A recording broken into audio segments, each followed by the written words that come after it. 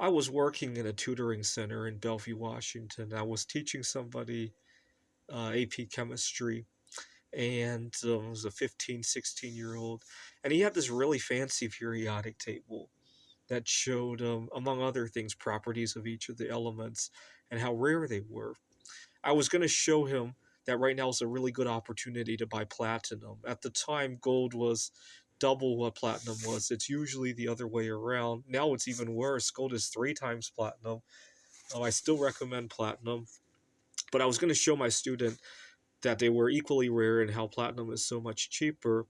But then I looked more carefully and I realized bismuth is almost as rare as both gold and platinum, and it's a small fraction of the price. And I told my student about the platinum. I said, but read about bismuth too. At the time, I didn't know how easy it would be to buy lots and lots of bismuth. I just knew that it was probably not nearly as expensive as gold. And I went home, and before I knew it, I had ordered 10 pounds of bismuth. Now, at the tutoring center, there often isn't a whole lot of opportunity to get a lot of exercise. So I took the bismuth into the campus to use as gym weights to lift during the class.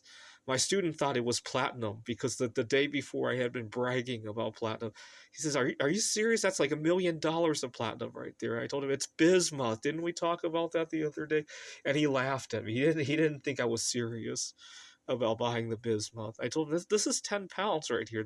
Just pretend that were 10 pounds of gold, right?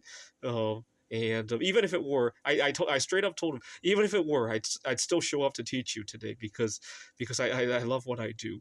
So I used that as an opportunity to boast about my job as well.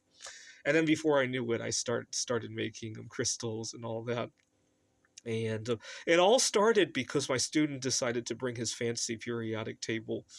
To Had he not brought his table to the campus, I don't know where I would be today. Right, my life is markedly different because of the bismuth art career these days. Although I might have developed some other hobby, it's hard to say. Right, if we could go back in time and not have that happen, I wouldn't want to see the results of that. Let's just put it that way. Might be good, might be bad. Right, and it just goes to show even little details have big impacts 10, 20 years down the road, right? So, for example, the the last event in my life that may have had an impact 10, 20, 30 years down the road was when my friend at the church set me up on this blind date, right? And so it really makes you think, what am I doing today that's going to affect me or somebody else, even somebody that you don't even know today, right?